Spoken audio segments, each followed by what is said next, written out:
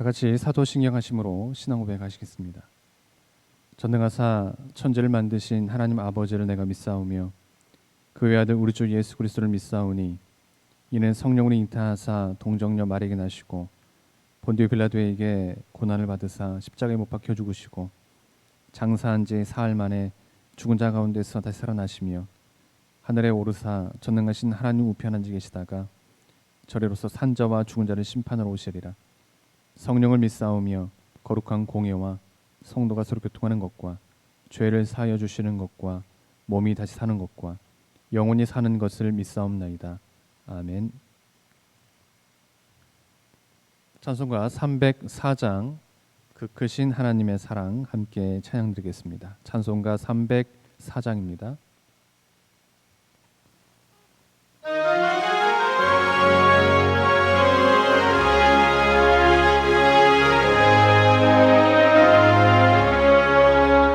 크신 하나님의 사랑 말로 다 영용 못하네. 저 높고 높은 별을 넘어 이 낮고 낮은 땅 위에 죄범한 영혼 구하려 그 아들 보내사 화목제물 삼으시고 죄 용서하셨네. 하나님 크신 사랑을 증량다 못하네. 영원히 변치 않는 사랑 성도여 찬양하세. 괴로운 시절 지나가고 땅 위에 영화 쇠할 때 주 믿지 않던 영혼들의 큰 소리 외쳐울어도 주 믿는 성도들에게 큰 사랑 베푸사 우리의 죄 사했으니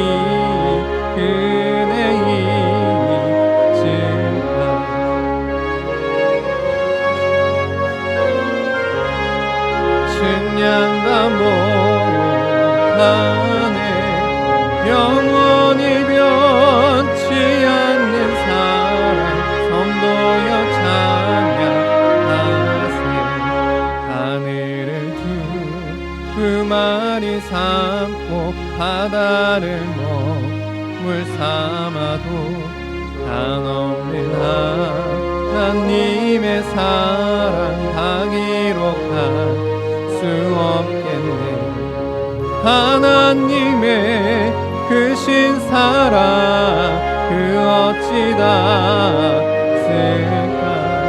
저 하늘 높이 쌓아도 채우지 못하네. 하나님 크신 사랑을 증량다 못하네. 영원히 변치 않는 사랑 성도여 찬양하세.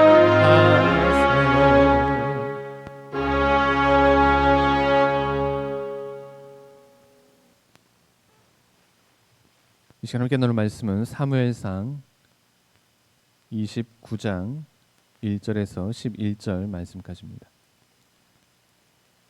사무엘상 29장 1절에서 11절 말씀까지입니다.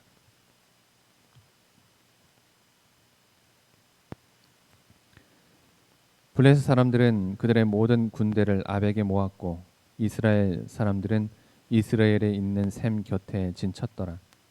블레셋 사람들의 수령들은 수백 명씩 수천 명씩 인솔하여 나아가고 다윗과 그의 사람들은 아기스와 함께 그 뒤에서 나아가더니 블레셋 사람들의 방백들이 이르되 이 히브리 사람들이 무엇을 하려느냐 하니 아기스가 블레셋 사람들의 방백들에게 이르되 이는 이스라엘 왕 사울의 신하 다윗이 아니냐. 그가 나와 함께 있은지 여러 날 여러 해로 돼 그가 망명하여 온 날부터 오늘까지 내가 그의 허물을 보지 못하였노라. 블레셋 사람의 방백들이 그에게 노한지라. 블레셋 방백들이 그에게 이르되 이 사람을 돌려보내어 왕이 그에게 정하신 그 처소로 가게 하소서. 그는 우리와 함께 싸움에 내려가지 못하리니 그가 전장에서 우리의 대적이 될까 하나이다. 그가 무엇으로 그 주와 다시 화합하리이까? 이 사람들의 머리로 하지 아니하겠나이까? 그들이 춤추며 노래하여 이르되 사울이 죽인 자는 천천히요 다윗은 만만이로다 하던 그 다윗이 아니니까 하니 아기스가 다윗을 불러 그에게 이르되 여호와께서 살아계심을 두고 맹세하노니 내가 정직하여 내게 온 날부터 오늘까지 내게 악이 있음을 보지 못하였으니 나와 함께 진중에 출입하는 것이 내 생각에는 좋으나 수령들이 너를 좋아하지 아니하니 그러므로 이제 너는 평안히 돌아가서 블레셋 사람들의 수령에게 거슬러 보이게 하지 말라 하니라. 다윗이 아기스에게 이르되 내가 무엇을 하였나이까? 내가 당신 앞에 오늘까지 있는 동안에 당신이 종에게서 무엇을 보셨기에 내가 가서 내 주 왕의 원수와 싸우지 못하게 하시나이까 하니 아기스가 다윗에게 대답하여 이르되 내가 내 목전에 하나님의 전령같이 선한 것을 내가 아나 블레셋 사람들의 방백들은 말하기를 그가 우리와 함께 전장에 올라가지 못하리라 하니 그런즉 너는 너와 함께 온 내 주의 신하들과 더불어 새벽에 일어나라. 너희는 새벽에 일어나서 발거든 곧 떠나라 하니라. 이에 다윗이 자기 사람들과 더불어 아침에 일찍이 일어나서 떠나 블레셋 사람들의 땅으로 돌아가고 블레셋 사람들은 이스라엘로 올라가니라. 아멘. 우주 만물에는 하나님이 정하신 자연 법칙이 있습니다. 마찬가지로 인류의 역사에도 하나님이 정하신 통치 원리가 있습니다. 세상 국가나 민족의 흥망성쇠는 그저 우연히 발생하는 것이 아니라 반드시 하나님의 통치 원리에 따라 이루어집니다. 오늘 본문에는 이런 하나님의 통치 원리가 잘 나타납니다. 한때 블레셋을 피난처로 삼고 아기스 왕에게 피신한 다윗은 뜻하지 않게 블레셋 왕 아기스의 요청을 받고 사울을 대적하여 길보아 전투에 참여할 지경에 놓였습니다. 이제 다윗과 사울 사이에 벌어질 동족 상잔의 비극은 불을 보듯 뻔한 일이었습니다. 그러나 이런 와중에서 다윗은 하나님의 은혜를 입어 블레셋 방백들의 방해로 결국 출전이 금지되고 극적으로 동족 상잔의 비극을 피하게 되었습니다. 이러한 본문 이해와 함께 오늘 본문이 주는 영적 교훈이 무엇인지 함께 살펴보도록 하겠습니다. 먼저 하나님은 무엇이든지 뿌린 대로 거두게 하심을 봅니다. 다윗은 10년 동안 사울의 칼날을 피해서 이스라엘 각처를 유랑하며 피난 생활을 했습니다. 이제 더 이상 이스라엘에서 몸을 숨기기 곤란하게 된 다윗은 이전 갓 선지자의 지시를 어기고 이스라엘의 국경을 넘어 블레셋으로 망명했습니다. 다윗은 1년 4개월 동안 블레셋 왕 아기스의 보호 아래에 시글락에 정착하게 되었습니다. 그러나 장차 사울의 뒤를 계승하여 이스라엘의 왕이 되기로 작정된 다윗이 이방 지역으로 피신하는 것은 결코 바람직한 일이 못 되었습니다. 더욱이 이스라엘의 원수요 우상 숭배가 만연했던 블레셋에서 말입니다.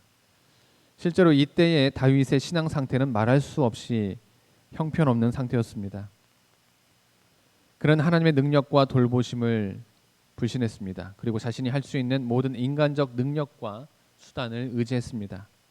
후에 다윗이 지은 많은 시편들 가운데서도 이때에 지은 시편은 하나도 찾아볼 수 없을 정도로 다윗의 믿음은 연약할 대로 연약해져 있었습니다. 바로 이런 다윗의 불신앙의 결과 다윗은 사울을 대적하여 동족 상잔의 비극을 벌여야 할 지경에 이르게 된 것입니다. 그가 하나님의 말씀에 순종해서 아기스 왕에게 피신하지 않았던들 이런 참담한 위기 상황은 오지 않았을 것입니다. 이처럼 여호와 하나님은 사람이 무엇으로 심든지 그 심은 대로 거두게 하시는 분이십니다. 다음으로 하나님은 환난 당할 즈음에 피할 길을 주심을 봅니다. 다윗이 사울을 치기 위해서 길보아 전투에 참전하는 것은 이제 거의 피할 수 없는 숙명처럼 되었습니다. 그러나 하나님께서는 이런 상황에서 다윗에게 피할 길을 주셨습니다. 하나님께서는 블레셋 방백들의 입술을 주장하셔서 다윗의 길보아 전투 출전을 금하게 하신 것입니다. 사실 블레셋 왕 아기스는 다윗을 전쟁에 참여시키기를 원했습니다. 그렇지만 블레셋 방백들은 다윗을 몹시도 경계했습니다. 다윗이 비록 지금은 블레셋 군사의 편을 들지만 막상 전쟁이 시작이 되면 틀림없이 동족 이스라엘의 편이 되어서 자신들을 대적할 것이라고 생각했습니다. 블레셋 왕 아기스는 부득이 다윗의 출전을 금하고 원래 정착지였던 시글락으로 돌려보낼 수밖에 없었습니다. 그리하여 다윗은 극적으로 동족 상잔의 비극을 피하는 은혜를 입게 되었습니다. 이처럼 하나님께서는 자신의 택한 백성을 지키시고 극한 궁지에서 피할 길을 열어주십니다. 이런 하나님의 보호와 돌보심을 기억할 때 우리는 어떤 상황과 어떤 형편 가운데서도 결코 두렵지 않으며 외롭지 않을 것입니다. 하나님은 블레셋으로 피신한 다윗의 연약한 믿음을 꾸짖으시기 위해서 동족을 대적할 수밖에 없는 시련을 주셨지만 동시에 이렇게 환난 당할 즈음에 피할 길을 열어주시는 자비도 베풀어 주셨던 것입니다. 마지막으로 하나님의 역사는 신묘막측함을 봅니다. 다윗은 동족 상잔의 비극 직전 블레셋 방백의 저주로 위기를 모면하게 되었습니다. 뿐만 아니라 다윗은 여전히 블레셋 왕 아기스의 신임 가운데서 후방 지역 시글락으로 퇴각하게 되었습니다. 이런 블레셋 왕 아기스의 신임은 아기스가 다윗을 후방으로 돌려보내면서도 평안을 빌어주거나 다윗을 일컬어 하나님의 전령같이 선하다 표현한 데서도 잘 나타납니다. 이처럼 다윗과 블레셋 왕 아기스 사이의 우호 관계는 길보아 전투에서 사울과 세 왕자들이 전사한 후 다윗이 이스라엘의 왕권을 확립하는 데 큰 도움을 주었습니다.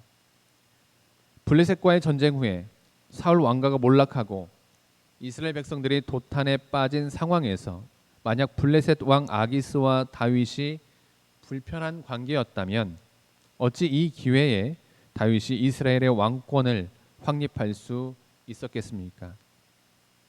당시의 형편에서는 도저히 서로 친근해질 수 없는 원수 관계에 있는 다윗과 블레셋 왕 아기스가 이렇게 우호 관계를 유지하게 된 이면에는 장차 다윗을 이스라엘의 왕으로 삼으시기 위한 놀라운 하나님의 섭리와 계획이 자리하고 있었던 것입니다.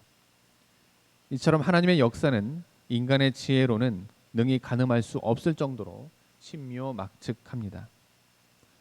사랑하는 성도 여러분, 다윗으로 하여금 동족 상잔의 위기를 피하게 하시고 환난과 역경 속에서도 결국 이스라엘의 왕이 되게 하신 하나님의 역사 섭리 방법을 우리는 본문을 통해서 함께 살펴봤습니다.